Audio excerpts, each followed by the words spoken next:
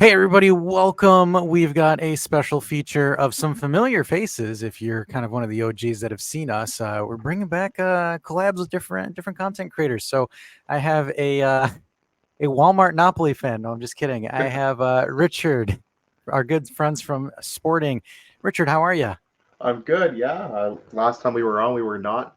We were sporting 168. Now we're all things Alvalade. So I'm sure Dash will be lovely, even though I've worn a Napoli shirt and I've turned heel on him a little bit to put our links down in the description. Yeah, he turned heel faster than John Cena ever did in his entire career. Yeah. And then from the Lions Den, when we were trying to steal Icardi and Zaniolo for them, we talked to these guys as well. Samet, congratulations on keeping Icardi, because I know you guys are Thank stoked you. for that. Mhm. We are in love, Dash, and it's a story being written right now. I told you last time we were on the podcast he would stay for sure because what he did in Turkey, what he's getting in Turkey, nobody will ever get that. It's a love story. Yeah, I'm super jealous. Istanbul is incredible this time of year. Mm, indeed, indeed. So what are we So doing today, Dash? Yeah. What's today, on the schedule? I Mm, did today, so this is fun. So as UNTD can sadly say it, we are not participating in the Champions League this season, barring some external shenanigans, or I like to call, as the little kids would say, bullshit.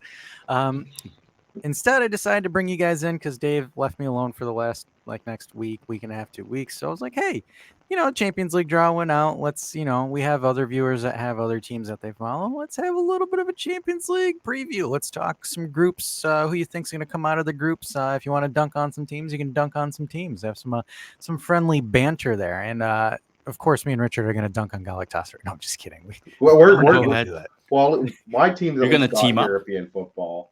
My team's got European football. We're playing in the better competition, the Europa League. Well, I'm playing. Well, it's better. Yeah, that's true because we're playing Wednesday and Thursday nights in my bedroom and at home, Ah, or FIFA. th- That's the only Champions League that Juve's getting. were So there any other leagues besides Champions League, boys? I didn't know. The Conference it's League. the That's it. Couch League, Nice. the Ah, UEFA Couch okay. League. UEFA Couch League. It's Mm. where we have some Lays and some Pepsi, and we just sit down and we just we just watch the games. You watch all the teams like You watch Squidward all through the the teams. window, Yeah, watching yeah. his friends play. So before we start breaking down the groups, do you guys have like a clear favorite on who you think is actually going to go all the way for the Champions League this season, besides Man City? Of course. Yeah, I think you can never count out like Real Madrid and obviously Galatasaray. I Exactly. do. I will say, Seven. I do. I have always had a soft spot for Galatasaray. Who I don't doesn't, know. I Richard? don't know why. I think it's just the logo and the colors are just so Beautiful. unique to me. And yeah, I've been on the hunt for some Galatasaray gear, a good retro Galatasaray jersey for the last little I while. can't So say the same about Sporting, Richard. I'm sorry. it's okay. It's okay.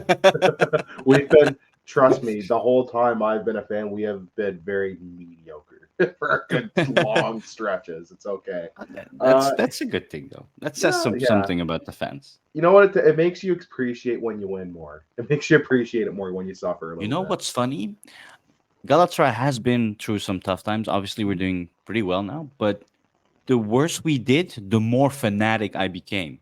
I don't Mhm. know if you notice, like every worst period of Galatasaray, I just became more fanatic. I spend more time on it. I have no clue why it is, but that's my experience. Fair enough. Yeah, I mean it's the same thing with us and Juve for the last 3 years. I mean this is like the first time in the last 4 years that we've actually started the first 3 games with 7 points. Uh, the thing is we could have had 9. I can't stand VAR in football anymore. Mm. VAR just pisses me off because It's the so thing hit is and like miss. I'm doing a watch along. So we do watch alongs here and I'm doing it and then I'm like, "Oh my god, we got wait, hold It's going on. back. It's going back. They're gonna Wait a call it. minute." Minute later, another minute. I'm like sitting there and the thing is like I'm asking in the chat too. I'm like, "Are we good? Is this confirmed? Yeah. Like is Well, this did you it?" see the VAR shenanigans in Portugal yesterday in You the Porto guys, what game? was it? 45 minutes of stoppage time? It was a They meme. I don't know if it was actually 45 minutes. it was supposed to be plus I think 10 in stoppage time, and then it ended up being like another 10 minutes on top, so it was like plus 20 minutes of stoppage time. The referee called a penalty, went to VAR. Apparently, something happened with the VAR signals for the earpiece, so you had to use a fucking cell phone to call the VAR booth. Yes, So the memes that were born from that are just that was phenomenal. amazing. So anybody who doesn't know like anything about Portuguese football, this was just the meme weekend in Portuguese football. Yeah. Just so much.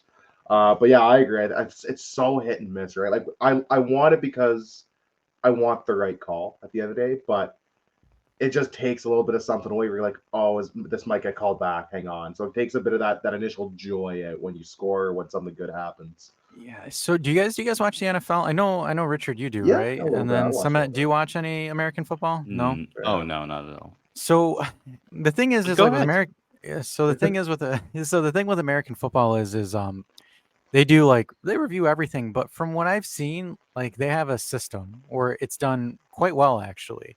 It's like for some reason I don't understand because VAR has been around for 5 years now, and it seems like they just can't get it right.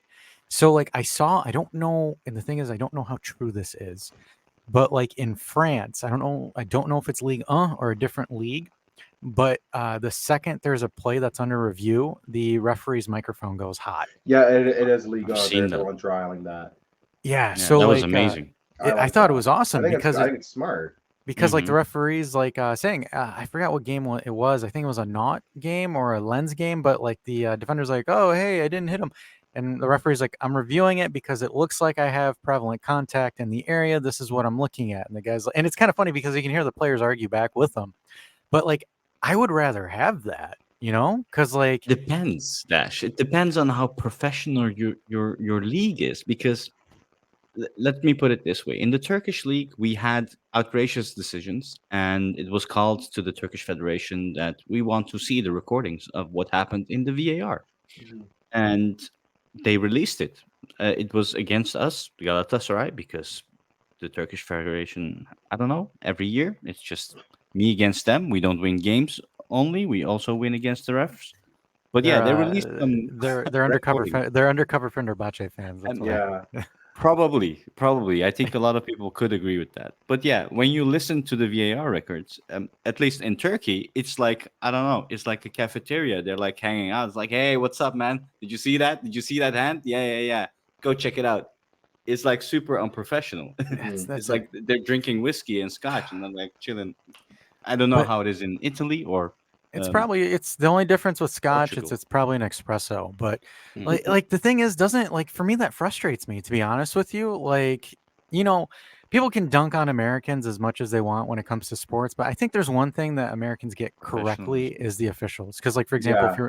you guys watch NBA, any of you guys watch I basketball? watch NBA. I watch NFL. Let's not lump NHL this because their refereeing sucks as an avid hockey fan. So NBA, NFL, they do okay. They do all right. Because it's like, for example, with the NBA, and they've done it, and I actually enjoy it. But like, for example, especially during crunch time in a game, like if they're reviewing a foul, they'll say, like the referee will go up to the monitor, and like the camera's legitimately on him, and you can hear him in the stadium. Hey, I'm reviewing if this move on Kevin Durant is a flagrant one foul. We're Mhm. looking at the contact and looking at it there. Because like, and the thing is, and I've always said this is like. European referees, for some reason, have themselves on this pedestal where like they can do no wrong. And if you look at it, I feel like that's why they've never really gone to actually showing what they do because the world's going to know that these guys are a bunch of clowns, in my opinion. Yeah. Because it's like Mm, the referee that did the Bologna Juventus game, the VAR ref and the main ref got suspended for 2 months because of blown calls on both sides with the VAR. Mhm. So, like, the thing is like, I'm getting irritated to the point where there's two rules that have irritated me severely. And, I might be biased because it happened towards Juventus, but the offside rule is absolutely atrocious right now, especially with this laser goal line or this laser line technology. Because there's instances, because if you look at the OG idea of what offside is it's an unfair advantage to the attacker. Mhm. Where it's like, for example, if I am planted, like standing planted without running or doing anything, and my toe is offside, that counts as an offside, which Yeah. mm, I don't understand how that constitutes as an offside because I'm not moving. There's no There's advantage. no real advantage there. Yes, there's no real advantage to it. where like the suggested rule where it's being tested in I believe it's Sweden and Denmark, where if Hmm. any part of the offensive player's hand or body is within the offside range of the defender, the last defender. So, like for example, I could be leaning forward, but my hand, or not my hand, but like my leg, my trailing leg is next to Richard. I would still be Mhm. onside. So the thing is, and I kind of said this with our guys at the Turin Giants when we were filming a podcast for it. I said a lot of players are now utilizing this offside technology or this offside rule for like really lousy defending. Because think about it, Yeah. as a center back, you shouldn't be losing track of where these people are. And the thing is like I look at it, and it's the same thing with the handball rule too. So like I saw a handball where the defender is sliding. He's sliding, and then the ball goes past him, and then he puts his hand down and slaps the ball away. And they argue and they justify saying that, oh, his hand was in a natural position trying to brace his fall. It's like, Yeah. no, the ball's already past you. You're just trying to Yeah. swat at it to do that. It's Because like different if his hand's already on the ground, it's just trailing him and the ball happens to go there. It's different if he's sticking his hand out after the fact. yeah, so That's like the Hmm. thing. he's coming in, he's sliding in, and the ball's going through his legs, and then his hand comes down to air quotes Mhm. brace himself. It's just things like that where it's just lousy things that VAR is letting these defenders get away with, and for me, it irritates me because it's like, guys, in my opinion, I think the quality of center backs has gone drastically down. Like there isn't like, for example, those aggressive, tough center backs. I mean, like look at me, we went from Bonucci, Chiellini, and Barzagli to what we have now in a sense. I And think it's they'd be just, thrown out every game with the technology now Yeah. and oh the yeah, VAR. I think there's a lot of players who played like 10, 15, 20 years ago, like when I was growing up, that would not fare well in today's game. Not because I don't think they're skilled, just I don't think they'd be able to get away with the things they got away with then. exactly. And that's when you look at it too. And I'm curious to see how it affects the Champions League this season with the rules and the way that they're going about it. But I kind of wish that there's a little bit more consistency, right? Because like there's not a set standard and there's no way that you hold people accountable for it. It's whatever the ref feels like that day, to be honest. That's what it looks like when it comes to European refs. It's just kind of like you leave too many rules into interpretation, and it just hurts a lot of teams, and it can stifle a lot of momentum. And then it's like they don't even apologize for it. It's just kind of like, No, oh it's yeah, it's this an wrong. arrogance. Yeah, it's just an arrogance. What do you mean? Because it's just baloney. I feel like it's the other way around in Turkey, where the referees are more afraid of giving a decision against big clubs, because once they do that and it's wrong, they're out because they will be getting so much pressure. So Mhm. they feel the pressure of, oh no, I really have to pay attention to these big clubs and make sure I gave the correct decision. Hence, smaller clubs don't get always the advantage. Let's say I'm going to be honest there. That's last year you could see that, with the exception of Galatasaray, of course, because we have not even seen VAR until the 10th or 11th game, because VAR there was no VAR for Galatasaray. Mhm. Any Galatasaray fan about last year, and you'll hear that. But yeah, no, that's what I feel like. They're just afraid of making decisions against big teams. It's very similar in Portugal as well. I think that's why the Portuguese and the Turkish leagues, for as much quality you see, they're so top heavy to three, Mm. four, maybe five teams. Is they're intimidated by the big clubs, and because it's very much the media culture as well as very like tabloidy, where Mhm. Mhm. it's just we're focusing on three or four teams. Nobody else gets any attention, so it's just such an added pressure to officials. So that's where you see like they're just making the call to save their ass as opposed to the call to that would make the game like more even, more fair kind of thing. And to be devil's advocate, Dash Richard, Yeah. Mhm. they are humans. They make some mistakes, sure. I mean, stupid mistakes sometimes. You're gonna get at least one weird call every game. You Yeah. can't be perfect. Of Uh, course.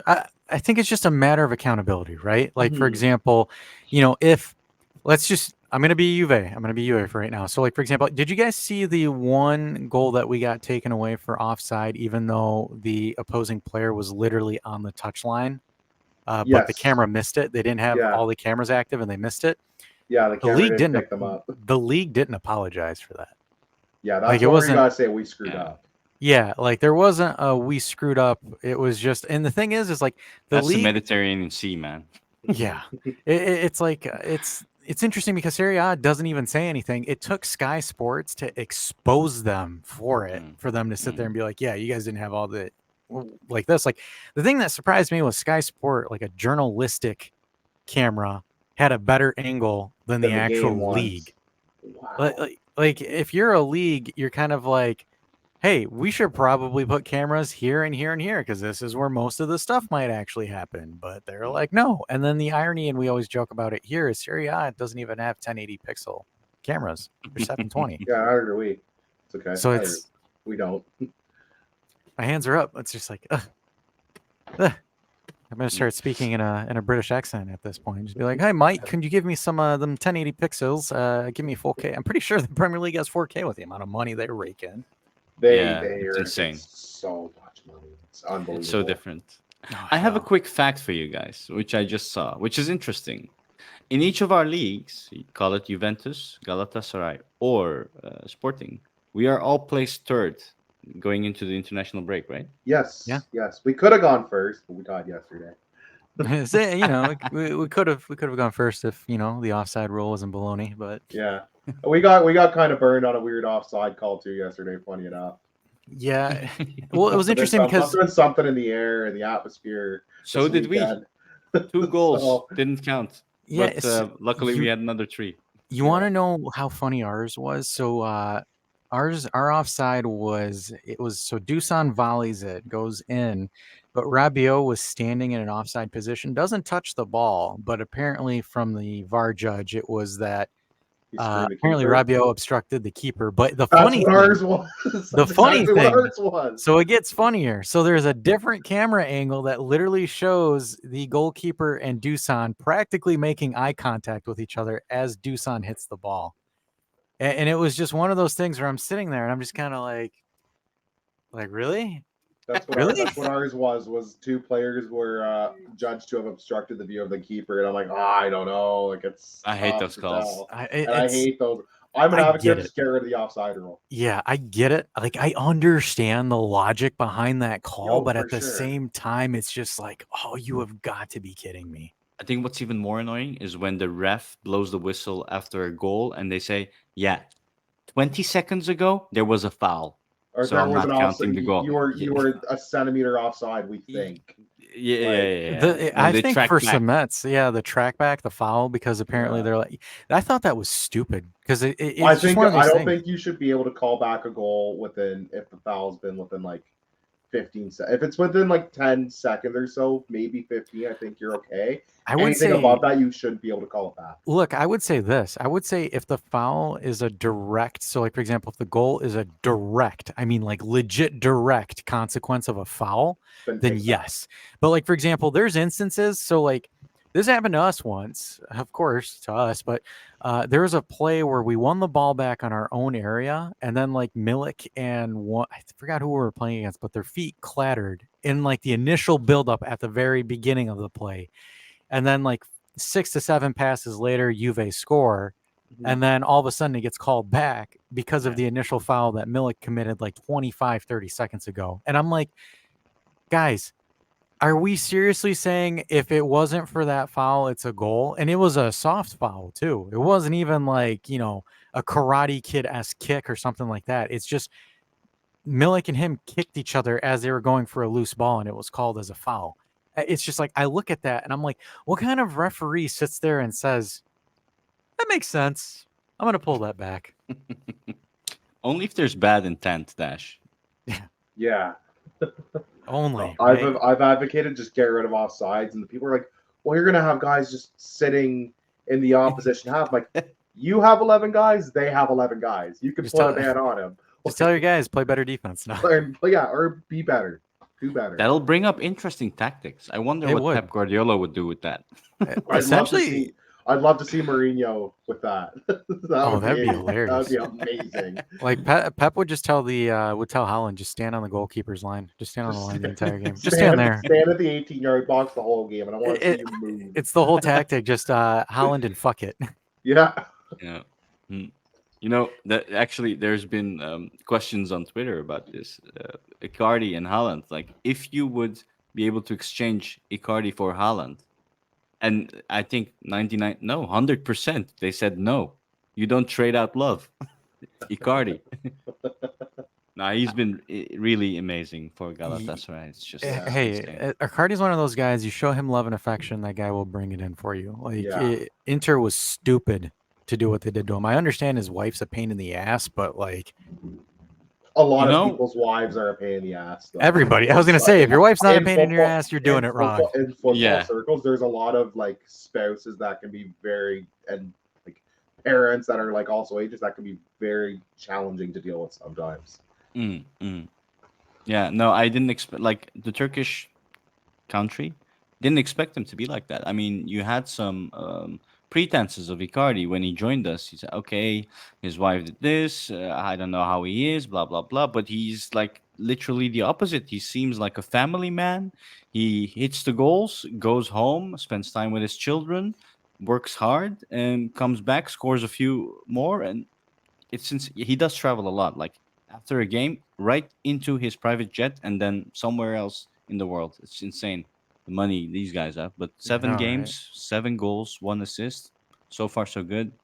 And he has some weight on him, so he's not like 100% either. So it's really interesting what's happening there. So does his family Mhm. live in Turkey or are they in Italy? They're currently in Italy. Okay. So he's going back I and forth when he sees They them. live everywhere. They call Honestly, it the world is their home. Yeah, Their world. exactly. That's how it feels like. I see It's them, like but their children are at school in Istanbul, so that says something about their Okay. home gotcha. I base. was gonna make a joke. I was like, damn, Wanda really is in the streets. No, I'm just Yeah, no, it's Wanda is. It's in. They have the Turkish people have embraced her as. I don't know if you have this culture, but you have this auntie culture in yeah, yeah, Turkey. yeah, yeah, yeah. Yeah, They do in yeah. Albania. Yeah, exactly. So she's the auntie of Turkey, and everybody loves her. So are you guys giving her talk shows now? Is she doing talk shows in Uh, Turkey? Yeah. I So don't understand why she hasn't grasped that opportunity yet She with did in her Italy. products and stuff. yeah. Yeah, I'm sure it's coming soon. it has to because I remember there was like it was her and what's his face Casano. Like her and Casano did like a it's like Bomba goal or something like that in Italy where Yeah. it was just those two. Gosh, man, I just if you ever listen to Casano talk, you just die laughing because like the guy's like the have you guys seen Napoleon Dynamite, Uncle Yeah. Rico? Oh yeah. So He's Yeah, that's yeah, yeah. what he reminds so me of.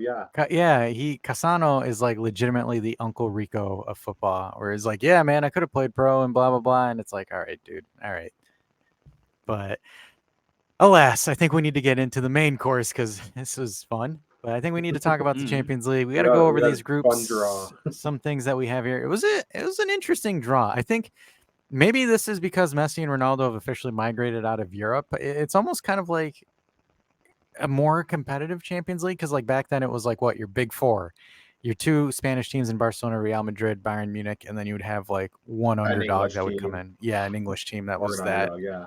Or yeah, and then you would have like a flyer. I think last season we had a bunch of flyers that came in out of nowhere, but I think that might have been the draw because in my opinion, like there shouldn't have been a Serie A club in the final for that Champions League. It was just the way that that draw was I thought formulated. Inter was very lucky to get past Porto, personally. Yeah, I did too. Unfortunately, Tyrami couldn't dive enough to get enough penalties for him. Oh, But and then the Inter goalie went just God mode in the last yeah, like 5 minutes or something. ballistic. Crossbar was like, I'm just gonna move for you. Like it was just unbelievable. Yeah, and I do think this season is going to be an open one. Obviously, I think we can say that Man City are your heavy favorites just because they've won As it they and should. just what they're running. And then obviously, I think Real goes up there as a second because I think this younger Real Madrid is going to be filthy as well.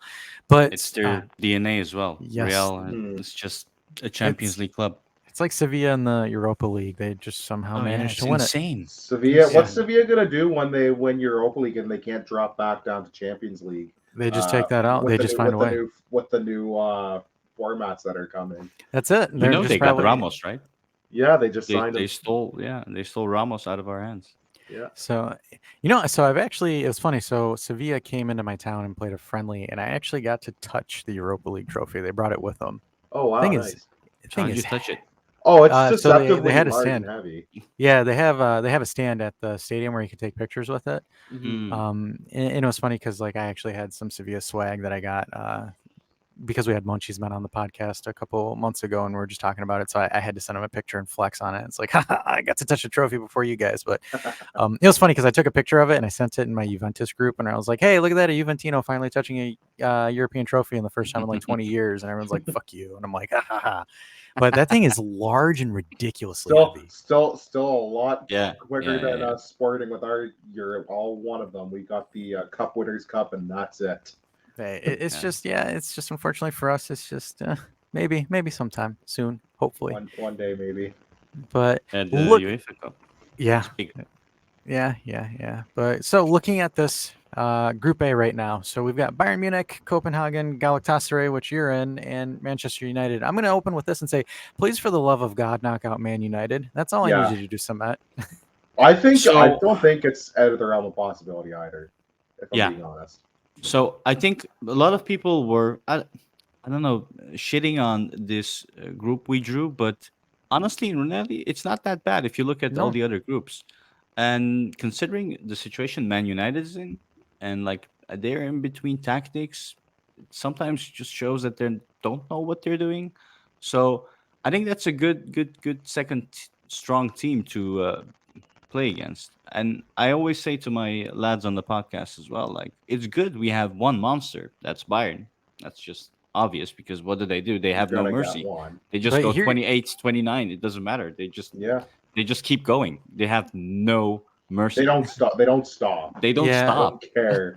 Man City it's is like 5 goals, okay, and we're let's good. just We'll tone it yeah. down. Like We'll be Bayern is like respectful. 9. Bayern Munich, and I'm well aware because we've had Sporting's had some European tire too. They just demoralize you. Yeah, exactly. But the thing though, I don't think this Bayern is as much of a machine as they used to be. Because, like, to be honest with you guys, I have a question mark on Thomas Tuchel as a coach. Hmm. I'm just not sold on him. I think he's just like a jobber as a coach. Like, he's one of those guys that stumbles upon elite jobs and you don't know how the hell he got there. He's the Like, Roberto Martinez of club football. he kind of is. You've kind of hit it on the nail. And the thing is like, I think also as well as Ten Hag at Man United, I don't think he is what everyone was hyping him up to be, I think because he needs time, and you he think he needs I to needs think more I learn. think time. this you have to He had the for same Man United. You spell have at to give them Ajax. some patience. Yeah, You at can't get rid Ajax. of a guy after 2 seasons again. Yeah, For me, it's just the one thing is like, especially when it comes in regards to Man United, they're either really good or really bad. There's no There's in no in between. between. Like, you look at the Europa League, they absolutely bottled it to Sevilla. Like, Sevilla just, they were down. Sevilla was down 2-0. They tied it, and more so Maguire set them up for the comeback there. But like, it's a recurring theme with them. Like, even this season in the Prem, like, they'll win the games, they'll win a game, and then, like, for example, Tottenham will come in and absolutely run riot on them, like they did hmm, earlier this a week ago. So it's like, hmm. for me, I don't know. Like, it depends on what Man United you're gonna get, and I think, again, like, defensively, I find Man United extremely susceptible, and it's Mhm. and like a guy like Icardi, he's looking at it and licking his chops. I mean, Onana, to me, like, some of, like, he was God mode for Inter, but if you look at some of his Man United games, the dude's been getting memed on because it's just some of the questionable movements that he made. So it's like, y- I think if Galatasaray is able to steal a point from Old Trafford, you like their chances. I mean, Oh yeah. obviously, You love your chances, yeah. I think you guys, for sure, in my opinion, I think Galatasaray is guaranteed third, right? I mean, there's no way you guys drop points to Copenhagen. You know, that's the whole thing. We played 3 qualifying rounds against Yeah. Zalgiris, Olympia, Ljubljana, and Molde. Neither of those we played good football, I can tell you. It was pure individual class and Icardi just out of nowhere scoring them in and bringing us to the next round. So, are we ready as a team? No, not yet. We also the main thing was midfield. It's the weakest point. I mean, up front we made some great transfer. Hakim Ziyech, but he's not ready. He's not playing. Tete from Shakhtar Donetsk, he is playing slowly. Icardi, of course, mainly, and then you have Mertens. That's still, I don't know. They don't feel fit yet. So that's my main He concern. takes So time. He takes time. It's very early in the season too, right? Like they're for most teams, Galatasaray included. So give them some time. I think you will see this team come together. Yeah, Exactly. Mertens really starts turning it up, and this is me seeing it from a Juve perspective. When he was at Napoli, he usually turns up like end of October, early November. That's when he actually starts. You start seeing him move. Yeah, and I see these guys like enjoying life, drinking wine every day, enjoying turkey, and that gives me some concerns sometimes. Mhm. You know what I mean? That's No, fair. I get you. That's reasonable. If it all clicks, Manchester United, Copenhagen should be no issue. I'm really hoping for that second spot. At home, even Bayern will have an issue because at home it's something else. The 52, 53,000 people. I remember when I was again when we almost finished top of the league against a group with Marcia and I think it was Barcelona. Yeah, Um, yeah, and Marcia they came and I was there. The stadium was so insane they could not play. They just could not play. Even Molde when they were in our stadium, one of the guys I think it was Emil Breivik. He just puked. I don't know if it was Just because of the couldn't handle sound. it. Yeah, he just couldn't. Yeah, that's what you hear a lot, a lot, a lot. Y- So yeah, and I'm 100% with you because, like, for example, again, this Bayern team to me is probably the weakest they've been in the last 10 to 12 years. They should mhm. not be Bundesliga champions like right now. Yeah, Personally, and they're lucky Tuchel, Dortmund just has no winning Oh DNA. God. yeah, Bottle it. Oh As a yeah. person who cheers for Dortmund, I was heartbroken that day. I remember yeah, But yeah, watching I both agree of with those you. games. Like I watched both those games and I was like, that's outrageous. So, yeah. like, I mean, like for example, trying to look at it objectively, like you guys got to like your chances in this group. I mean, it's not like a throwaway group where you have like just four randos that you don't really know much about and it's a clear way through. But I mean, you guys are more battle tested. For me, Man United is just a team of bottling right now. Like they've just not gotten that bottling out, and I think Galatasaray is a perfect dark horse for Group A. This is such a fun podcast, Dash. And we also just signed Ndombele from Tottenham and That's Davinson I Sanchez. love the Galatasaray transfer window. By the way, some of the Yeah, Yeah, good it's stuff. insane. they As do the great football business. hipster who keeps up with the obscure leagues, though, I'm a big fan of that transfer window. Well, The and the the you guys flip Zaniolo for a profit too. Yeah, yeah. Went to Aston Villa, so hopefully he'll does well and he'll go through. But yeah, we're called the GRC for a reason, the Galatasaray Rehabilitation Center. So we find anyone that's depressed, we flip him. Basically, that's what we do now. That's the running gag. So if we're gonna do it, I'm gonna name them. So I think we'll put Bayern as a bet to top the group. It's not like a lock, but obviously quality wise they should top the group. I'm gonna go unpopular here. This is where I go unpopular. I'm gonna put Galatasaray as my second, as finishing second in the group. okay. They're gonna be my upset. I'm Mhm. gonna put Manchester United in third, and then Copenhagen. Thanks for showing up, but you guys are fourth. hmm It's gonna be hard though. It's we're gonna go in winter against Copenhagen as well. I just booked my flight Mhm. to on the 12th of December, which is also my daughter's birthday. So it should be a good day to top the group. But Yep, yeah, no, top the group. I You I never feel the know. same, bro. You never You know, never but know. It's You football. never That's the know. beauty of football, right? But realistically, Bayern and Manchester is not what people think they are. I agree with I know. that. So I'm gonna put Gala as well on second and United I third. am I am going, and this isn't because of peer pressure. I was thinking this before the show, even and before I even knew a Galatasaray fan was joining. I'm Mm. putting United third. I don't feel impressed by them at all. I think Galatasaray has everything it takes to get second. They're going to need to steal points off United in at least one game, Mm. preferably the Old Trafford game, because I feel like it's easier to steal points at home. And I Mhm. do think, even though it's not the strongest of Bayern teams, and I don't know how to feel about Tuchel, I think just you'd be dumb to not put them first. Mhm. And to Yeah. remind you, every game is going to be a home game for Gala. Germany, England, There's going to be Denmark. a lot. That's going to be some. They're going to travel very Oh well. yeah, Those Oh absolutely, yeah. fans. absolutely. But I think that was an easy group, right? But so this one, I don't Group think this B one's is going to next. be Group B's. I don't think that's going to be too difficult. But we've got Arsenal, we've got Lens, we've got PSV Eindhoven, and we got Sevilla. So as much as I want to troll and say Sevilla in third, I would be very shocked if Sevilla finished third in this group. I think This is it's gonna. hard. It, This is a hard one because I can see it Hmm. be. I see Arsenal finishing first, and I see it being either PSV Sevilla or Sevilla PSV because This I is what feel I I yeah, meant. see Hmm. two good teams there. this is what I meant with you need a monster in the group like Mhm. Bayern to get all the points collected up top, right? And in Mhm. Group B, I don't see that You don't think because Arsenal goes all the PSV, way? uh, Sevilla has it in their DNA, so they're always going to surprise everyone in the Europa League. Mhm. Arsenal is playing beautiful football and can't complain about that. PSV is doing monster scores left and right. Mhm. Um, s- okay, the only thing I'm certain is Lens is going to be down Fourth. below. Yeah. Yeah. So, do you guys think Arsenal can top it, or do you think this one's a toss-up between three squads? I think I ours. I'm think they gonna should, stick by my right? guns. I think they should. Um, but again, it wouldn't shock me if they do drop down a second, just because I do think PSV is a very strong squad, and I do think Sevilla can absolutely surprise as well.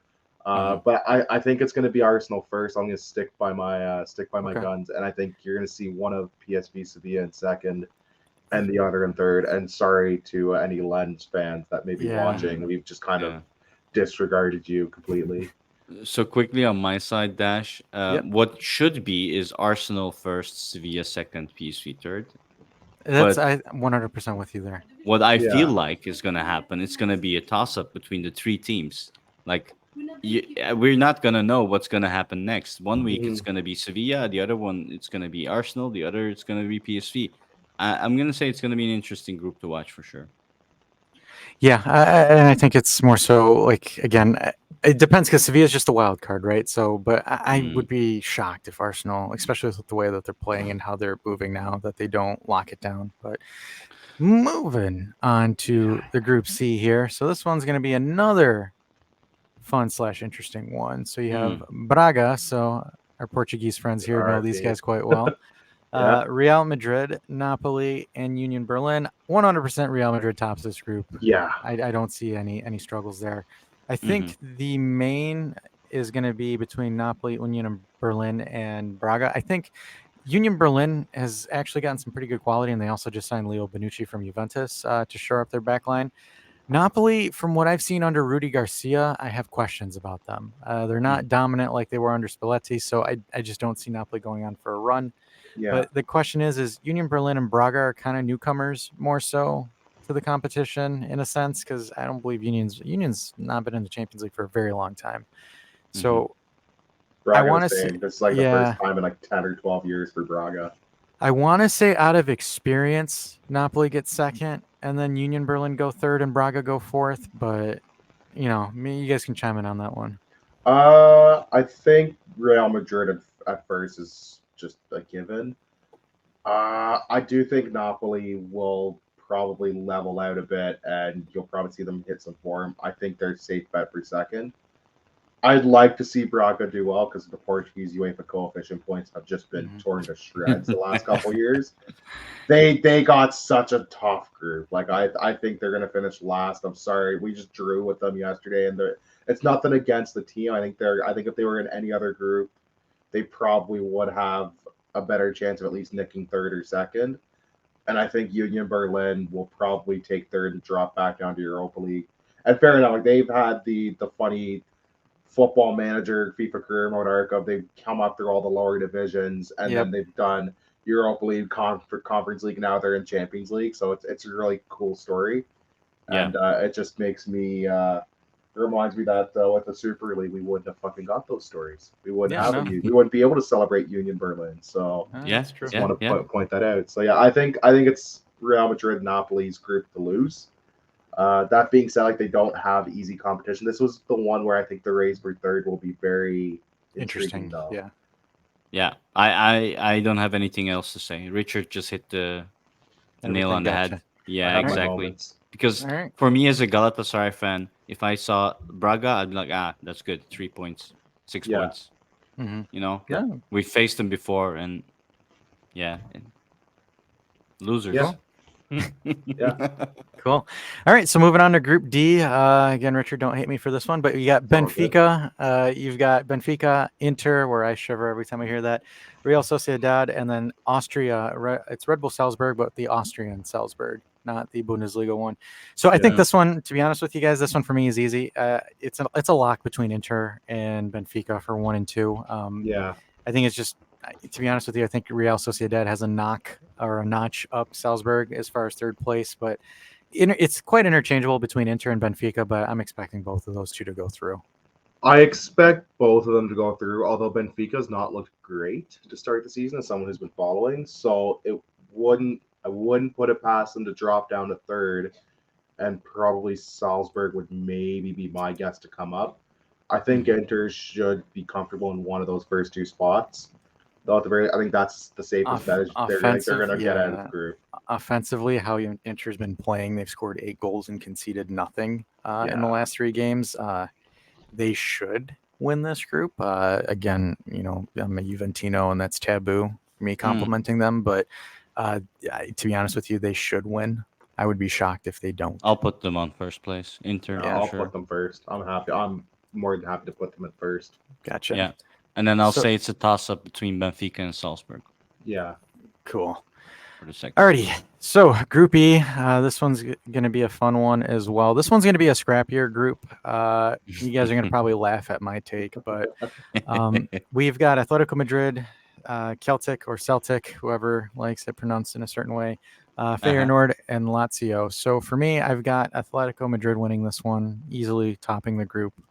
And then I'm going to put Feyenoord in second, and then I'm going to put Celtic in third, Lazio in fourth. Lazio do not invest or take Europe seriously. They are a waste in the Italian coefficient. I am pissed that they are representing Italy in Serie A, or not Serie A, in the Champions League, especially going off of the first 2 games of the season. Lazio kind of found a way to beat Napoli, but Lazio was winning both of their first 2 season games against, I want to say, relegation teams. They're winning and fumbled it in the last 10 minutes, both games. So Lazio's 1-2 in Serie A right now, and they play Juve right after the international break. So they might actually start the season. Hopefully they start the season 1-3, but Lazio, to me, I think Lazio are a joke. They lost SMS. He went to Saudi, and I don't see them at all. I think they're, hey, thanks for playing. See you later. Yeah. I think that's reasonable. I think that's pretty bang on. And I also I like Celtic. They've got my bit of Canadian representation with Alistair Johnson, so I'd like to see them be successful. I'll give them third. I just don't see them stealing enough points to get into the top 2. Hot take: I think Feyenoord is going to top the group. I think Atletico comes in second. That's interesting. I think Feyenoord is going to top the group. Atletico threw me off. Simeone ball is very hit and miss. Yeah, they won 7-0 last week. Yeah. I still think Simeone ball, when it works, but when it's a little bit off, it can be very disastrous. So I'm gonna go a little bit spicy with the take and say Feyenoord as first place. All right, that's fine. What do you think, Samet? Yeah, I live in Amsterdam, so that should say about. I think I know where he's going with this. Feyenoord is in Rotterdam. Yeah. I live in Amsterdam. The stadium is right. I can see the stadium right now. You can see the Johan Cruyff Stadium. Exactly. So it's hard for me to say they're going to win it, but they lost a lot of players as well. They lost Szymanski to Fenerbahce. Feyenoord is basically the Fenerbahce of the Dutch league for me. Yeah. But Atletico, I really love Simeone and the style of football he played. We had Arda Turan there, so I occasionally watch them as well. So looking at both the teams and knowing that Feyenoord lost some players, I have to place Atletico first and Feyenoord second. Lazio, I agree fully with Dash. I mean, because we faced them a few times as well, and they have been nothing special, honestly. Any Lazio game I've seen, I've never been impressed with them. Yeah, exactly. It's just so boring. And it's just their owner's terrible. Tito, he's like, I'm not going to invest. I think some of your fans are pretty terrible too. I mean, that's part of why I just don't like Lazio. Yeah, their fans for your weird bullshit. Fans are a joke. Bullshit. But yeah, it's just to me, it's just they frustrate the hell out of me. They just waste a spot, and it's like, oh yeah, Maurizio Sarri finished second in Serie A last season, and oh my god, it's incredible. It's like great, they finished second and they flop the next season. It's what Lazio do. You still finish. It's like you still finish like 18 points behind first place. Yeah, like congratulations. It's like coming second behind Usain Bolt. Like relax. Yeah, it's not much of an accomplishment, especially because congratulations. especially because, like, for example, Milan and Inter were like, hey, let's focus focus in on the Champions League because they have a possibility of going far in it. So they're like, hey, we're in the top four. Doesn't really matter because at this point, like that season with Napoli, second, third, and fourth didn't really mean shit because you weren't even close anyways. No, So it was no for me, contest. yeah, it's like Lazio's second place finish is like flash in the pan. It's Mm. stupid, but I think this next group, this one's, in my opinion, it's the group of death. I think this It's one's probably the this is most the competitive. sexy group This is Yeah, a for Group all F. the casual fans. yes. I was rooting for Group F, honestly. I'm serious, and the reason might be a bit personal because Paris is a quick ride, Dortmund is a quick ride, True. Milan is a great weekend away. Yeah, give it up, and Galatasaray likes it difficult. When it's easy, we just don't perform. So, Yeah. yeah, um, yeah. No, I gotcha. So obviously, he mentioned it: Milan, Dortmund, Newcastle United, and PSG. This group, to be honest with you, goes any which way. I think there isn't a. I think PSG narrowly edges as a favorite in a sense. Yeah. I don't Narrow, rate them. not dominant, even with Luis Enrique. Mm, I don't know if Dortmund keeps on doing what they've always been doing. I'd have to personally say it's going to be a toss up between Milan and Dortmund, but I'll always give the Germans a bit of an edge there. So my guess would be Dortmund first, Milan second, Paris third, and Newcastle. I'm Yeah, sorry, but I'm sorry for any English fans that are watching this. Newcastle is going to get fucking annihilated, and I couldn't be oh yeah, happier with your stupid oil money, acting like you're hot shit all of a sudden. You're Man Yeah, City from fucking 12 years ago. Settle down, how'd they pipe get I, down. here? Yeah, like it's who are you? Like, pipe yeah. down. I still remember when Sporting was fucking you guys up in the UEFA Cup 4-1 in '05. Settle down. We made Alan Shearer fucking cry. Like, I go eat shit. You're not doing anything in this group. You're gonna get demolished. I want to make a case for Milan winning the group, more so just because I've been tracking them in Serie A as well. The one thing about Milan that I think is really deadly right now is Christian Pulisic. Mm. Because Chukwueze was actually supposed to take the starting gig from Pulisic, and Pulisic was Mm. like, "Hell nah, you're not doing that." And the thing is like Milan's wing play and their inverted wing play is so deadly right now with Leao, Pulisic. Like Giroud just needs to be a pivot as a striker. Like, I mean, he just needs to head balls in or whatever and clean up garbage balls. Like, he can literally do kind of what Icardi does. Like, that's really what you need I Giroud to do. compared Box in the Giroud to a box. player. Yeah, I compared Giroud to a player we had at Sporting. Bas Dots. Some Wolfsburg fans might Yep. hear. Yep. He never Yep. scored a goal with more than a touch. It was Yep. all headers and first time shots. He didn't take a touch and shoot or anything. Yep. Yeah, That's what So, Giroud's yeah. gonna need to be. yeah, because like the thing is like Pulisic and Leao are so damn fast. It Yeah, is difficult. And the thing is like you're like, okay, maybe I can contain Leao, but you have Teo Hernandez right behind him too. yeah, So it's like Milan hits you so fast. Like, yeah, Milan's defense is highly suspect, especially their center backs. But like the thing is like what Milan's been doing in Serie A is they score within the first 20 minutes. And like by the time you're like, oh shit, they scored, they've already hit you for a second one. yeah, So like in Italy, it's different where your defense is more of like a thing that's being emphasized more so because of how defensive teams are. But in the Champions League, where all these teams are open play, like Dortmund's an open play, they don't play defense. Newcastle, same thing with PSG, where they're not like a sit back and counter. All of these teams, all these three teams within Milan's group are all open possession based play where there's space. You So give how's Milan's transition game? you don't even know by the time their transition game started, they've already scored on you yeah. The reason I They're ask such a quick team. The so reason I fast. ask, because in Italy, I can imagine that a lot of the teams they play is very defensive, so they don't really transition a lot. I would assume. So going against open play teams, it'd be interesting to see that, right? But you're saying they are. Yeah, so like the thing is, so the last two games that Milan had in Serie A were against two heavy defensive teams. Torino with Ivan Juric, who is like very, very defensively organized, they beat them 4-1.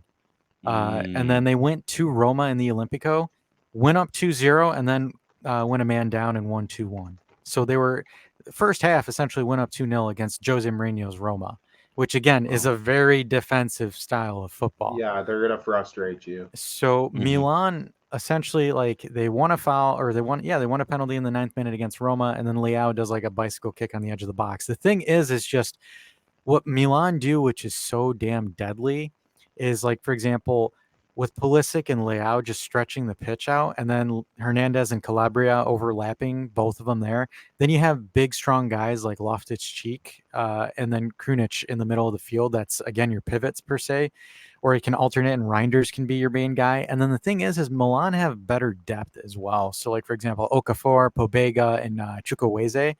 Like, Hmm. Chukwueze was supposed to be the starting right winger until Pulisic beat him for the starting job.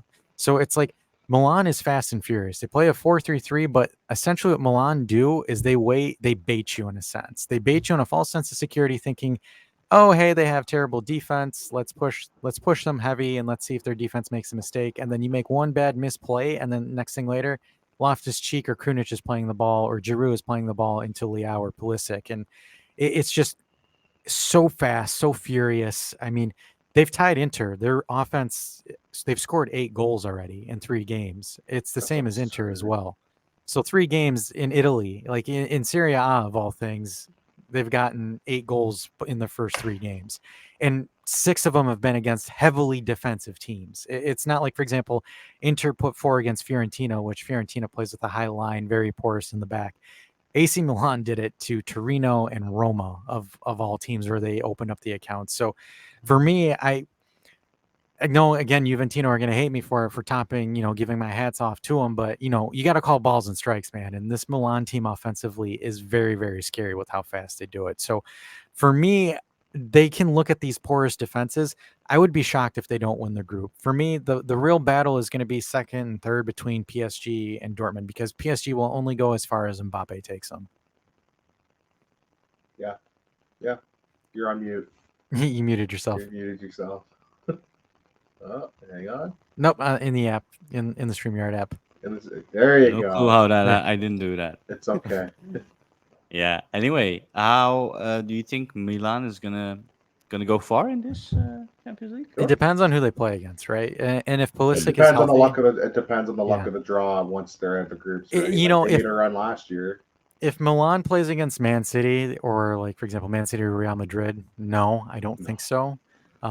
We'll see, because Milan and Inter play against each other after the international break, right after it. So I'm going to watch that game heavily just to see how they operate, more so. But I would not be surprised to see Milan in the quarterfinals. Like, I think don't be that's safe. surprised to see Milan in the quarterfinals. Semis, it depends on who they draw, right? That's going to be more so who they draw, but I expect Milan to get past. I expect both Inter and AC Milan to get past the round of 16. I would be shocked if both of them didn't. I'd be shocked if at least one of them did make it. Yeah. Yeah. Take us to Group G then. All right, we'll Yeah. move on to Group G. This So is this an one, interesting one. it's an How interesting did they one. draw these easy teams? How I did know. they had to have paid you like somebody off. This is a ridiculous group. They're gonna be playing their B team by game 3. Yep. So Man Looks like the City, conference group. it This literally looks like a looks like a conference. Europa League group minus Man City. That's what this is. So Yeah. you've got Crevenzata, you got Man City, you Newcomer, have, right? yep. No, they've been here Oh, before. well, Red Star Belgrade, as they're known Yeah, in more circles, I suppose. yeah, I Mhm. believe they've been there before. I know they've played Oh against yeah, Liverpool. So former European champions actually. yeah, you've got Young Boys, I believe, are the Swiss champions, or Mhm. something like that. Yes, And I then you believe have so. Red Bull Leipzig. This is Good 9 team. points. This is easy. This is easy for Man City. Mhm. I think Leipzig will probably be the second place team here, and then Young Boys will Mhm. be in third, and then Red Star. Thanks for showing. But Yep. I will flip your third and fourth. I think okay, Red Star will finish third because their stadium atmosphere. I would compare it to Galatasaray. Like they just show up and it's incredible. So it wouldn't shock me if they can steal a few points in the home games off of anybody. Mhm. Save for probably Man. Although Man City, English teams struggle when there's an actual atmosphere, so you never know. Liverpool, very evident a few years ago when they played Red Star, they just crumbled when the CM got semi loud, let alone yeah, deafening. yeah. Uh, It would so just I'll depend. give Red Star third place I would. just for that. Yeah, I would. It would. To be honest with you, it just depends on how serious Guardiola wants to take it. To be honest with you, because Guardiola could get 9 points and then just coast the return He games. might. That's what I'm saying. They could be playing like most of their like B team by game Yeah. like Yeah. 4. And that's what I meant with Bayern. They don't do that. No. No matter the points, they they want to just make a go. point. They want to make a point. It's a statement for them. They don't Yeah, give a yeah. shit about. It's about the respect. So, do you guys any objections with this one, or do we want to finalize this with Group H? I think this is probably the easiest group to call for the most Yeah. part. Was Group Yeah. G. It's I Man City and everybody else. I Like think I think the next one's going to be just as easy. I think Barcelona finally got out of the because they won the league, so they finally got out of the Bayern Munich trap per se. until the Mm. round of 16 or Until the round of 16. I was going to say Bayern Munich is going to purposely finish second to play Barcelona. Bayern Munich Um, is not a football team. They're a Yep. group of angry men with just a vendetta against Barcelona. It's Yes. hilarious because it used to be Arsenal and then it switched to Barcelona. To them. So this one's going to be Barcelona, FC Porto, Royal Antwerp, and Shakhtar Donetsk. So I think Barcelona and Porto clear this group easy. I think I don't Barca, think there's Porto, and then I think Shakhtar probably finishes third. yeah, because I believe Antwerp's from Belgium. If They're I'm the Belgian Correct. champions, I Yep. believe, Yes. actually. So So not a pushover league, a very competitive no, league, no. but Hmm. I just think they've got it's an unfortunate draw for them. I think Porto, even though they have looked dog shit in league play right now, they just always seem to show up in European games. They're almost always good for round of 16 quarterfinals. Really, like should have been semifinalists last year. They should have beat Inter. Um, I'll give them second. I think Barcelona, if they don't finish first, something's gone wrong. They've signed the two Joaos, Cancelo No. on transfer, and Felix, Yeah.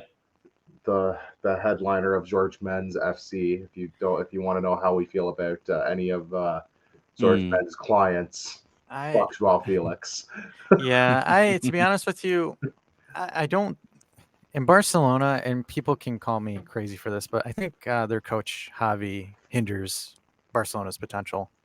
I think people get blinded because Xavi was a great player, and the problem Yes. is not every great player makes a great coach.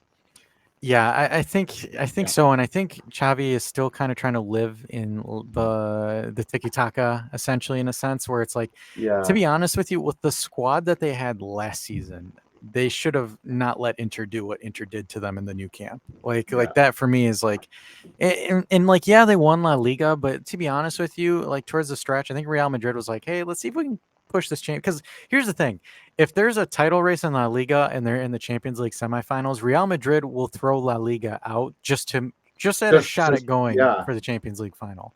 And the thing is like, and this is where I think, to me, tactically, I think Xavi lacks. Like I don't. He went from Al Hilal to Barcelona, and it's for me, it's like I That's a don't think jump. Yeah, that's way too big of a jump. Like for example, you look at Pirlo where he made that big jump from nothing to Juve, and then it's like even now he's in Serie B and he's You're struggling. calling Turkey nothing? Well, he didn't do well in Turkey, right? I No, mean, he like, didn't. Yeah. yeah, No. he was. There was a rumor he was going to come Well, to Portugal, and then everybody was like, he's like, "Don't no. put that Well, on us." here's the thing, because like after Juve, he went to Turkey, and you would think that he would rebound in Turkey, but he didn't. And Did then not.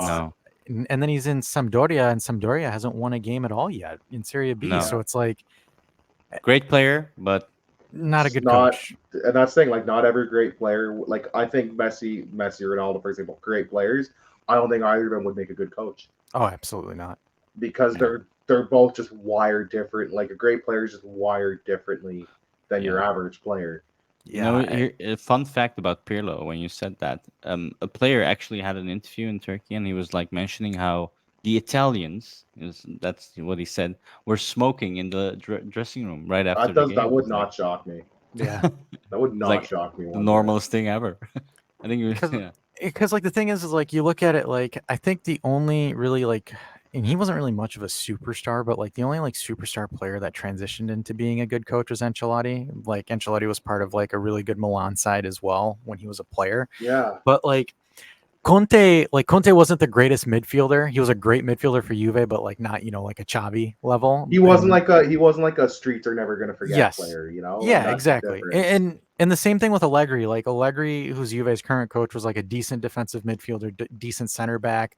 not like again, not one of those guys that you would start for Italy or anything like that. But Was like Pep? What about Pep? Because Pep was kind of just before my he was time. I know he he was was pretty. mediocre. I think it He was the was average. Yeah. he was average. He Yeah, was like I think he mediocre. was just average. Like he was a Yeah, decent player, Spanish national team, but nothing to write home about. Like not an all yeah. timer. Like I Like a mean, fan even favorite, but that's it. yeah, even with Lazio too. When he played with Lazio, it wasn't like he was anything crazy. Like same thing with Simeone. Like Diego Simeone when he played in Serie A, like he was an aggressive dude, like tough, nitty gritty, but like wasn't He's a an all lunatic. star. Like I Yeah, think like maybe Johan Cruyff is probably the only all star that translated well as a coach. Like yeah. I think maybe there's probably some other names that I just can't remember, but like even Marcelo Lippi, like one of the best Italian coaches of all time. I don't think he was like an incredible player, but he I was a think great the thing coach. is the most of the best players, their mentality is what they're wired differently than most other Yeah. players. Yep. They're willing to do everything it takes to be the best, and every other player who's good to great is like, I'm just not wired like that. I don't have that fuck everything in life. I'm just gonna do this and this is my sole focus.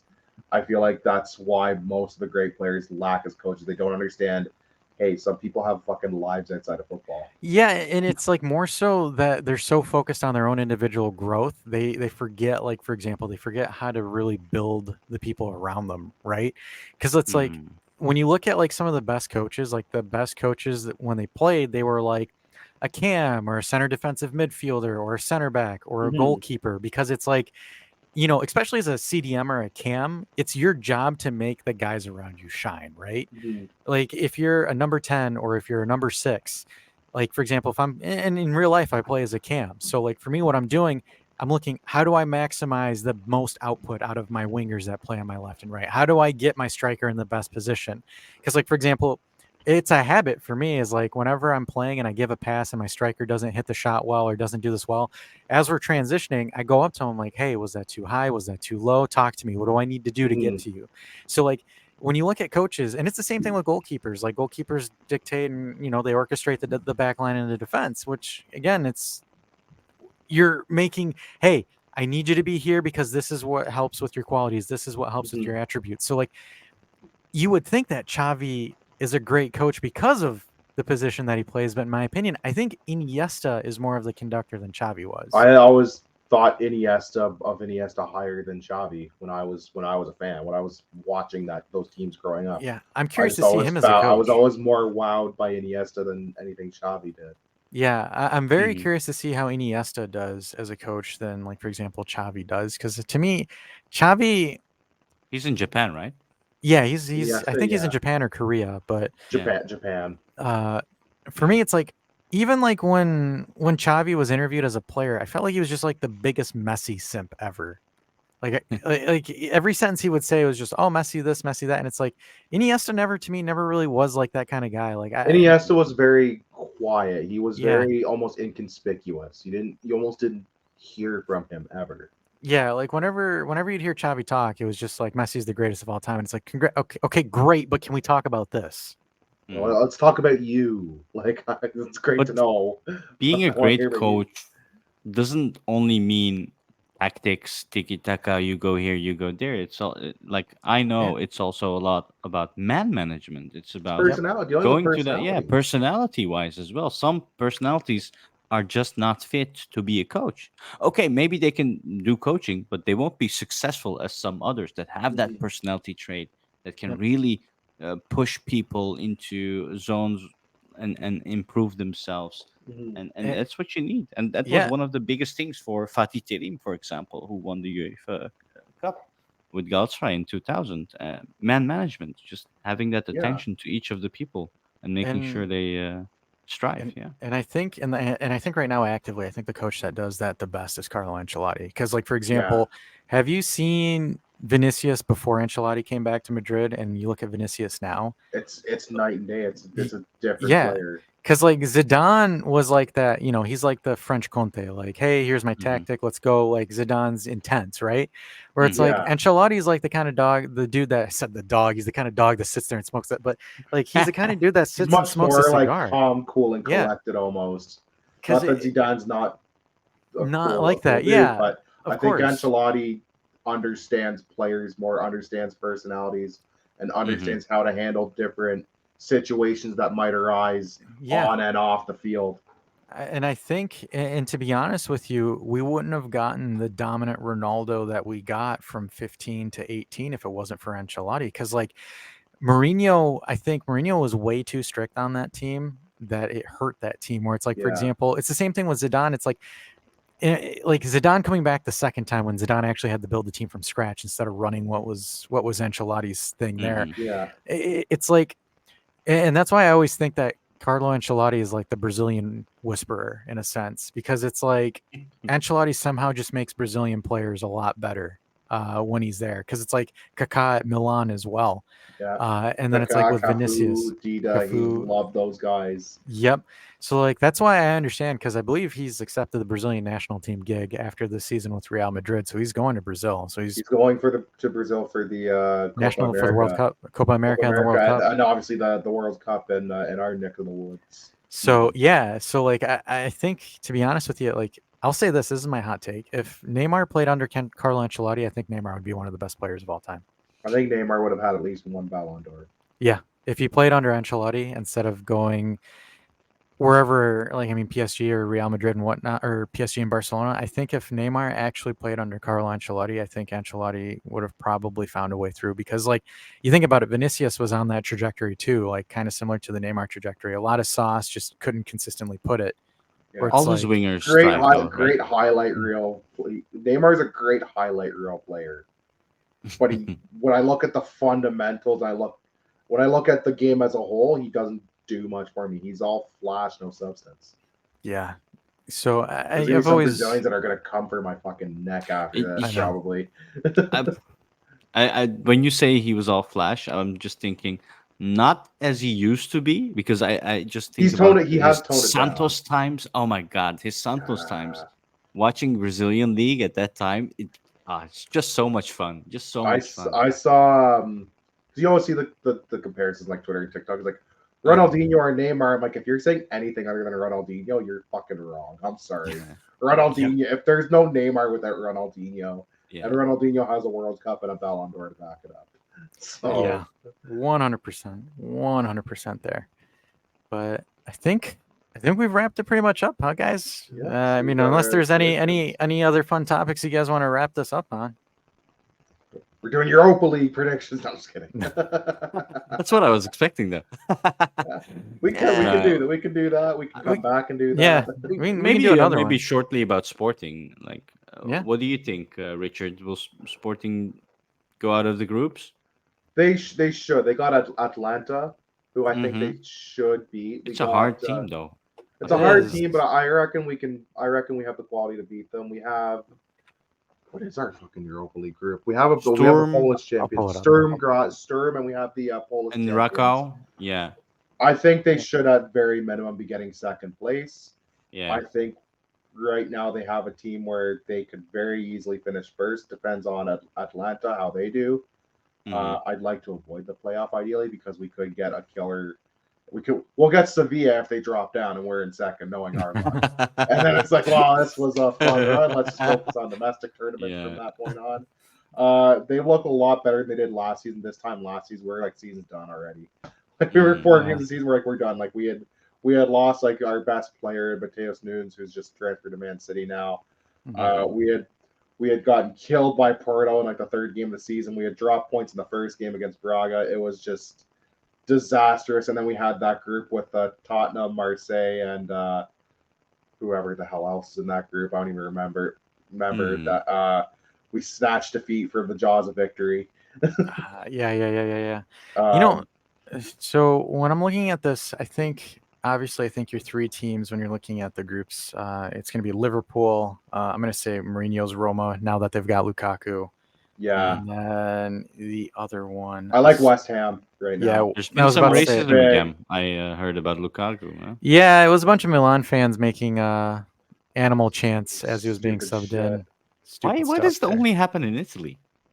we had a couple. We had an incident in Portugal I think last it week. happens more so, but I think it's just for some More reason media it's as like well. it's more media per se because Mm-hmm. it's like, to be honest with you, Italy is like a hotbed of that Mm, kind of stuff, and it's just Yeah, like yeah. once it happens, everybody's looking out for it again because it's like, it's almost like that old Mediterranean saying of you burn your Mm. tongue on soup and then you blow it out and you blow the spoon even if it's ice cream. So yeah, it's kind of it's like that in Italy where everyone's like, oh, oh, oh, it happened, and then they're just waiting for it to happen again. I know Yeah. it sounds fucked up saying that, but it's just one of those things where if it happens, it gets blown up more because again, everyone's like, hey, look at Italy, still making monkey chants and bananas and all that other baloney and all that Yeah. stuff, and it's Exactly. just it happens. It's It's but stupid. the also thing is, just it's always the widely same. It's covered. always just the same like three teams in Italy too. Yeah, Yeah. Like it's always the same. It's always Lazio, and then like anybody else. That's what it is. Yeah. yeah. So Yeah. yeah, it's Eh, just stupid. We still have to have these discussions in like 2023. I know, and Yeah. like for It's example, like, it doesn't help when like for example, if you I don't know if you guys seen it, but like for example, the Milan roster was making like subjective chants towards Juve on the Yeah, yeah, bus, which I personally don't care because it's like, ha, we live rent free in your head. And that's just me being petty right now, but like I don't really care. I mean, like obviously, if you're making monkey chants to Lukaku, it's like okay, that's not you're an cool. asshole. It's like I still think Danilo or not Danilo. I think Dani Alves handled his racist chance the best when he was at Barcelona when people were throwing bananas at him. So we ate the He like banana. literally picked it and ate it, and like a perfect corner kick assist too. By yeah. the Yeah, way, so like it's stuff The like that. power of It's it is gone when you own it, right? yeah, yeah. exactly, and When it's almost like when and you shouldn't have to put up with that anyways, but when a player just like doesn't at least visibly doesn't let it affect them, like in Mm-hmm. that moment, it's almost like oh shit, like what? Now we just look like assholes. Like, well, you looked like Now assholes you just look like before. monkeys. Now you just look yeah, like it. Now you just look like bigger assholes. Like Yes. you yeah, look like you look like a jerk, like a dumb jerk before. But now and you to look like be even dumber jerk. And to be honest with you, like for example with Lukaku, I feel like people now are doing it on purpose because they know it gets to them. Because like Yeah, you, Yeah. you remember that like childhood thing where it's like someone's like, "Oh, Dash, you're this and this," and like if I say no, I'm not, or if I freak out about it, they're just gonna keep doing it because they yeah, know they're getting a Yeah. response out of it. Where it's like, I, because it surprises me because it's like the dude was getting subbed on and people started doing those chants to him. Where it's like I'm getting to that where it's like I'm looking at it and it's like the it's not okay. It's not something that's okay to for people to do, no, but you it's just shouldn't like do it. it's just like I feel like these people now are just planning on doing it because they know that something is like, he's going to do something that goes absolutely outrageous. Like I'm not happy that Juventus fans did it to him in the Coppa Italia semifinal. It's Mhm. just like for me it irritates me because it's just like now it's like fans are looking at it because the media coverage and he, of course he's pissed off about it, but at the same time it's just like it's getting to the point where now it's just starting to be super consistent and it's like the fans are looking to do it just on purpose and it's stupid. Yeah, it's stupid behavior by like stupid people is how Uh, I've always categorized that. yeah, until and credit to Juve, they used facial recognition to find the people that started it and they banned Yeah. them, which was crazy. Turns out, and here's the crazy thing about it: it was like a 7-year-old kid and his dad that started it. Wow. Oh wow. Wow. So yeah, and like people are like Juve don't do anything about it. No, we used facial rec, found the guy the two within 24 hours, and stadium ban. That's Yeah, that's good. that's good I could have though. I'm bought glad. that. Good Yeah. on them. I'm glad of it. I'm glad to hear. Yeah. Yeah, where it's like, for example, the Milan fans that did it to Lukaku in Rome on Friday, I doubt that they will be found because their stadium does not have what we have. So it's No, like, it's an older stadium. yeah, Mm-hmm. and the thing is like again, Juve is always at the butt of a lot of jokes when it comes to stuff like that. But Juve have a no, like we don't take How shit when it does comes to that stuff like that. work though? Do they film the people in the stadium? Yeah, yeah. So They like have a cam. They have like a high def camera that would basically once like everyone sat down, that would probably just scan it's can at any so get. That would just keep scanning during the game. Okay. I Because I would know. I Yeah. wish I had Kevin because Kevin is on our channel and Uh-huh. he always goes to Yeah. all the home games. But like for example, they have cameras that scan you when you come in when you're coming Mhm. into the stadium as well, Yeah. and then it's just like for example, your face is in the algorithm, right? So Mm-hmm. like there's like certain facial structures and certain things where like for example say that the monkey chats start in like section 130 row, like that's where they're thinking it is. So then Mhm. what they do is like they have this algorithm. Of course, it's not perfect, but like the camera runs this algorithm and it's looking at things and where things are originating. Like for example, they can triangulate vocal because the cameras have microphones as well, and there's Mhm. microphones across the entire That's stadium. So like insane. yeah, so like because Reminds me Juve of China. it Yeah. is. Juve Yeah. because Juve Stadium is hands down one of the most advanced stadiums in Mm, the world, and mm, it's only like 10 years old too. And I'm Mhm. yeah. sure like the Premier League and the Real Madrid Stadium beats it now because it's brand new. But Mhm. like the amount of microphones and cameras and sensors that are in the Allianz Stadium is it's ridiculous. So like they're Mhm. able to triangulate the location, figure out who it is, and then like they use the facial recognition is the last part. It's what they use to identify the person's name. So Mhm. like within 24 hours, they found the guy that did it, and they sent it to it's the prosecutor's office in Torino, and they're like, "Here you go. Here's the guy that did it. How you guys handle it, however you want to handle it." And like Mhm. Mm, this, the club itself is like, "Yeah, you're banned. You're officially out." So it's like it's amazing how it works, right? Yeah. It's yeah. unfortunately, you don't have that at Roma, or you don't have that in the San Siro at Milan. Like you only have it at Juve. But the thing is like, It's got to and this start is somewhere. yeah, it's got to start somewhere, Yeah. but at the same time, like like they were dogging Juve for 2 weeks for this whole situation where Juve's like, guys, like we found the people and we banned them. We What took more do you care of want it. from us? Yeah. Where Wow. it's like you see like what happened with Milan and Lukaku on Friday. There's not that much attention to it, right? Yeah. Like Mhm. it kind of like you got a little bit of it where like Lukaku received the chance, but and then that's really about it. And there's not like not blown up news all over the place about it. But it's like I hate saying it, but when we do it or when it happens to us, everyone's losing their minds. Juve are cheaters. Juve is racist. Juve is this. Juve is that. And it's like we're trying to do whatever we can to stop it. Like, what more do these people want from us? Yeah. Yeah. My Yeah. my advice to any match going fans is create an atmosphere all you want. Like chant pretty much whatever you want. My two things is don't chant bigoted shit. Don't Yeah. start a fight, and don't throw shit on the field at a player who could get hurt. It's Yeah. three basic rules. I think we can follow that. And for some people, they just don't get Well, that. yeah. The I conference league. mean, I don't know because this reminds me of the Barcelona game that I was in Istanbul, and Mhm. we had a lot of to drink, honestly. And the way Mhm. it works in Turkey is we don't have the state of the art recognition stuff, but Yeah. Yep. when they see you're drunk and you are cursing at the Barcelona fans, Oh, you can curse, just don't say and racist shit. well, Like that's my I line. almost like I think I jumped a few seats away from when they Yeah. scored or when I saw someone cheering, and I had no bad intention, right? But Mhm. what happens then is in the stadium you have people walking around with like these handy cams, these old school handy cams, it looks like, and they Yeah. film you, and that's how you get caught. Like, and then That's I'm like, actually oh, kind of Someone ah. uploads it impressive. to YouTube. Yeah. That's They have actually a pretty Yeah, little impressive. I'm not gonna camcorder. lie. yeah, that's how Yeah. it looks like. It's pretty funny. Yeah. If you go to a game, like do whatever you want. Just don't try to fight someone if you can. Mm.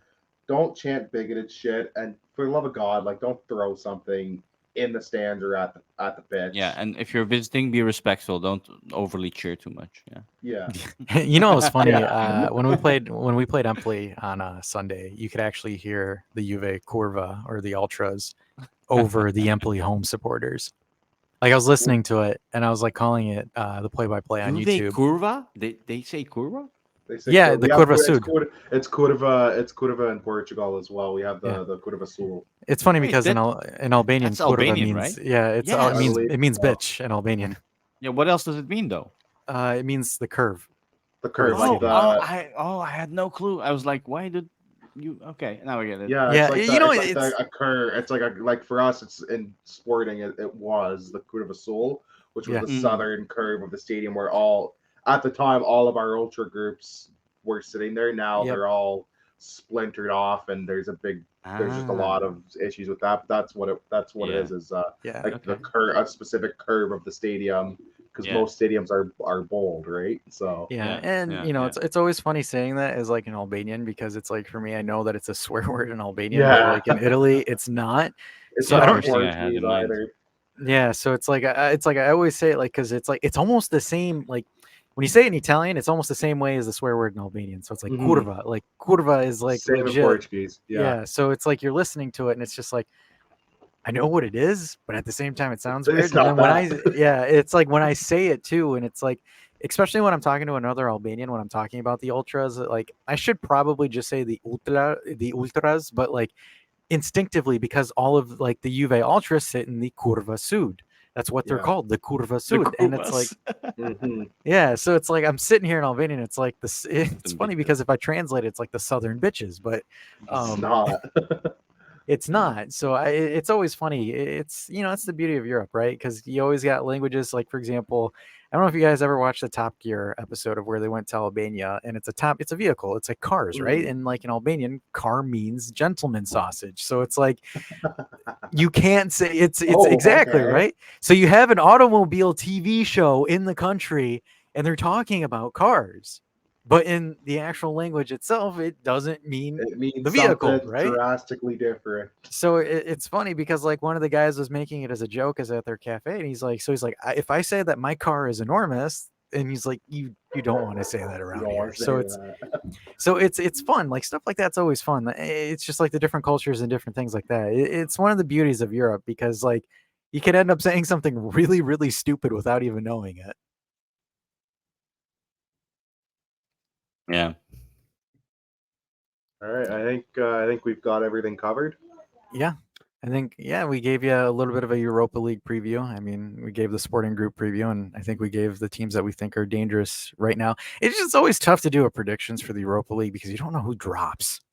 The Europa League's so much more chaotic in Yeah, nature because it's so much Yeah. more variety. It's not. It's so much. It's always different teams. So much more variety. It's so much more wide open in terms of like the quality. There's not that gap that you have in some of the Champions League groups. So I feel like, but that's why I love it. I've always said, yeah, give me the Europa League any day. I yeah. love that Because competition. I love obscurity. I was gonna say because this year you might get Bayern Munich, Barcelona, and PSG. Right? And I'm just kidding. You know how funny that Yeah. would be if all three of those dropped. If Be all three of them nuts. dropped, I'd be like, wow, someone monkey paw, someone that wished for something on the Yeah, monkey paw. Like yeah. I wouldn't be surprised if Sevilla dropped just to win the Europa League again. this is the last year they can do the drop because with the new All formats right. next year coming in, you don't have any teams dropping between Europa League and to drop to Conference League, right? So this is the last year Hmm. of the fun format, I like to That's call it. true. Yeah, Yeah, exactly. and I think once that happens, I think the Europa League is going to be, I don't want to say completely on par, but close to the Champions League as far as competitive ability and Yes, an entertainment value as well too. I because think you're not the going to have those drop those Yep, because you always have like one good sized team drop out of Hmm. Champions League and they and run through usually it. make a run. So Yeah, that you're going to avoid some of that, I think. yeah, Are they changing and the money as well, though? the Because money I Yeah, don't. because there's going to Yeah, be more money involved for everybody because hmm it's more games, right? There's more TV yeah, money coming in, more match day revenue coming in for any participating clubs, which would in turn lead to obviously probably more merchandise yeah. sales and concessions for match days, all uh So stuff like that. pretty So much what UEFA is saying. Instead of 15% of the pie, we're going to give you 15.5% of that pie. yeah, yeah, yeah, exactly. it's funny. I always laugh at some of the because people are like, we need to cut out UEFA. I'm like, I don't know. I don't really trust Real Madrid to organize a league. Like, I don't think they give a shit about Galatasaray's interest. Like they can give two craps about what Galatasaray gets financially. They'll skew it to their fucking ends. Yeah, So it's like yeah. deal with the devil you know versus devil you don't. That's the thing. Like I flip flop on it. Well, you know that Yeah. Real Madrid is purposely going to cut Barcelona out of any money. They'll push them to bankruptcy. Yeah, yeah. That's the one thing that's a given. They, if you'd asked me that question a year ago, you wouldn't have. They wouldn't have taken the much of a push. Uh, Clearly, just Just a